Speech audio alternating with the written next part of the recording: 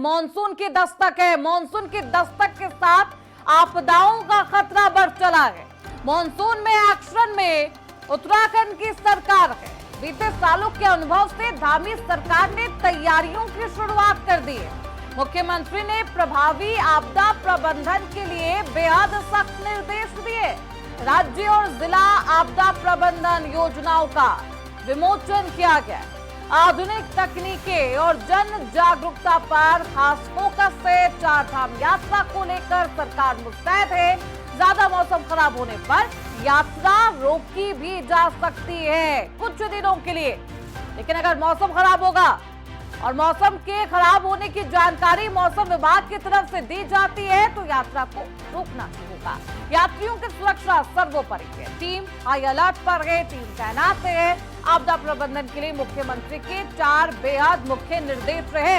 72 घंटे में समीक्षा की जाए, रिपोर्ट दी जाए। मॉक ड्रिल के दौरान सामने आई कई जो कमियां हैं उसे गंभीरता से लिया भी जाए, उस पर उन तमाम खामियों को दुरुस्त किया जाए। जिले अगले 72 घंटे के अंदर उत्तराखंड राज्य आपदा प्रबंधन प्राधिकरण को अपनी विस्तृत रिपोर्ट सौंपेंगे। राहत से आगे की सोच यहां पर रखी जा रही है, यानी कि इमरजेंसी सिचुएशन में सिर्फ काम नहीं किया जाएगा, आपदा से पहले ही तमाम तैयारी की जा रही है।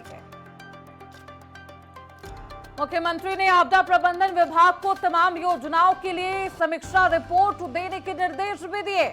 ये समीक्षा रिपोर्ट जल्द ही देनी होगी।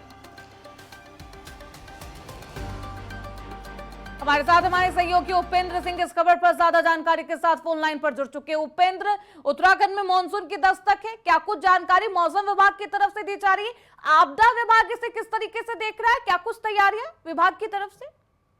देखिए, जिस तरीके से प्री मानसून शुरू हो चुका है और ऐसे में पूरी तैयारी जो है सरकार और प्रशासन की ओर से जो है वो की जा रही है। खासतौर पर अगर मौसम की अगर बात की जाए तो अगले 3 घंटों में जो है देहरादून, हरिद्वार और उसके साथ कुछ इलाकों में जो है तेज बारिश होने की आशंका जो है वो जताई गई है। उसके साथ बिजली कड़कने और आंधी तूफान आने की संभावना जो है वो जताई गई और हर दिन इस तरीके की जो चेतावनी है वो लगातार मौसम विभाग की ओर से जो है वो दी जा रही है और उसको लेकर प्रशासन पूरी तरीके से अलर्ट है।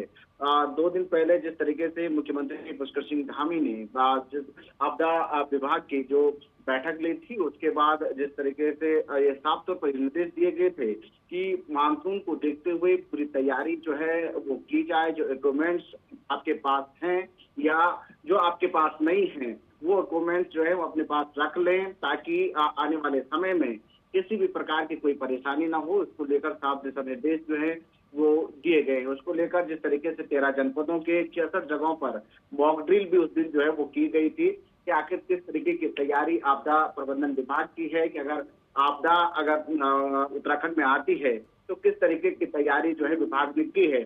तो उसको लेकर मॉक ड्रिल भी की गई थी 66 जगहों पर। उसके साथ ही पिछले साल जो हमने देखा था कि नहीं उपेंद्र, कई आपदाओं की तस्वीर देखी है, तमाम कानून बनाए गए, नियम बनाए गए, आपदा प्रबंधन उसके लिए तैयार रहा, लेकिन कहीं ना कहीं इम्पैक्ट में कमी रही। इस बार क्या बदलाव किए गए? उन रणनीति में, रूपरेखा में क्या कुछ परिवर्तन है? किस तरीके का बदलाव है विभाग में? देखिए, पिछले साल से जो है सरकार और प्रशासन ने भी सबक लिया है और उसके साथ जिस तरीके से जो पिछले साल हमने देखा था कि चाहे उत्तरकाशी में हो, चमोली के थराली में हो, पुरोला यमुनोत्री मार्ग पर जिस तरीके से जो बाढ़ जैसे हालात जिस तरीके से जो बने, बादल फटे थे, वहां पर भूस्खलन की स्थिति बनी थी।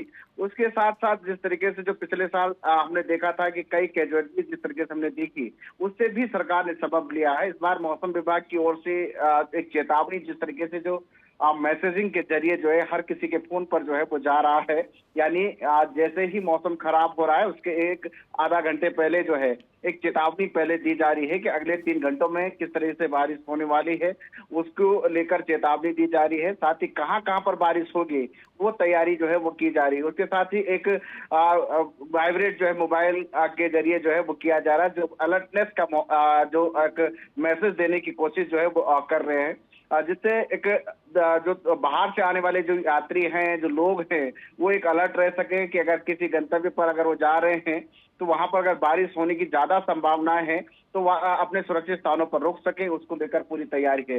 दूसरा, जिस तरीके से जो रास्ते जो मार्ग अवरुद्ध मानसून के समय होते हैं, कई बार हमने देखे हैं कि जो पुल बहना, रास्ते खराब हो जाना, ऐसे में ये देखा गया है। इस बार पीडब्ल्यूडी विभाग की ओर से फोल्डिंग पुल जो है वो तैयार किए गए हैं।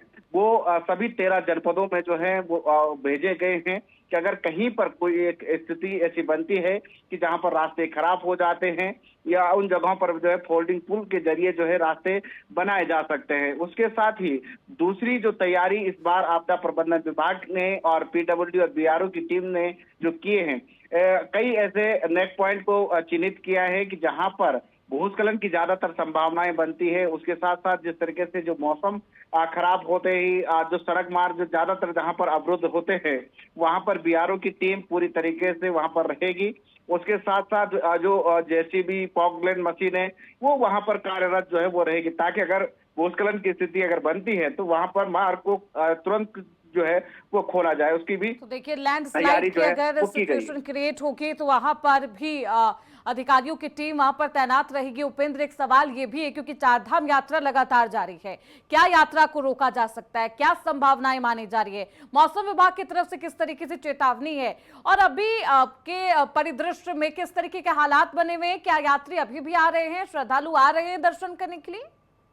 देखिए, श्रद्धालु चार धामों में वो लगातार जो है वो आ रहे हैं। हालांकि ये जरूर है कि जो अप्रैल मई के समय पे जो यात्रा काफी तेजी से जो चल रही थी, उसमें थोड़ी सी कमी जो है वो देखने को मिली है और अब मानसून के समय पर यात्रा जो है वो काफी कम हो जाती है। लेकिन उसके बावजूद भी अभी भी यात्री जो है वो पहुंच रहे हैं। हालांकि यात्रा को रोका नहीं गया है, लेकिन ये जरूर है कि जब भी अगर ज्यादा बारिश होगी या मार्ग अवरुद्ध अगर कहीं पर होते हैं तो उससे पहले ही सूचना जो है वो यात्रियों को दी जाएगी। चाहे वो हरिद्वार में आने वाले यात्री जो रजिस्ट्रेशन वहां पर कराते हैं ऋषिकेश में या अन्य पड़ावों पर जहां पर भी यात्री रुके हुए होंगे, उनको वहीं पर जो है वो रोका जाएगा, उनको सुरक्षित स्थानों पर भेजा जाएगा। ये पूरी तैयारी पुलिस प्रशासन सरकार की ओर से पूरी हिदायत जो है वो दी गई है कि यात्रा को पूरी तरीके से सुरक्षित रखना है। तो ऐसे में यात्रियों को पूरी तरीके से दिशा निर्देश जो है वो पहले से दिए जाएंगे कि कहां पर मार्ग अवरुद्ध है, किस तरीके की स्थिति है, यात्रा को क्यों रोका जा रहा है, तमाम सारी डिटेल्स जो है वो पहले यात्रियों को दी जाएगी। उसके बाद यात्रियों को सुरक्षित स्थानों पर रखा जाएगा। हालांकि अभी जो मौजूदा स्थिति है, अभी यात्रा को रोका नहीं गया है क्योंकि बारिश अभी उतनी ज्यादा नहीं है। लेकिन ये जरूर है कि एक दो आधा घंटे की बारिश जो है वो लगातार पहाड़ों में हो रही है और अब पिछले 3-4 दिनों से लगातार बारिश जिस तरीके से हो रही है, तो ऐसे में मार्ग अवरुद्ध जरूर हो रहे हैं, लेकिन उनको भी तुरंत जो है वो खोला जा रहा है। लेकिन अभी फिलहाल यात्रा सुचारू रूप से जो है वो चल रही है। तो देखिए, इस पूरे मामले को लेकर मुख्यमंत्री निर्देश भी देते हैं। साफ तौर पर उनका कहना है कि 72 घंटे के अंदर अंदर समीक्षा रिपोर्ट सौंपनी होगी। इस रिपोर्ट में क्या कुछ खुलासे होंगे, देखना बेहद दिलचस्प होगा। बहुत शुक्रिया उपेंद्र आपका इन तमाम जानकारियों के लिए।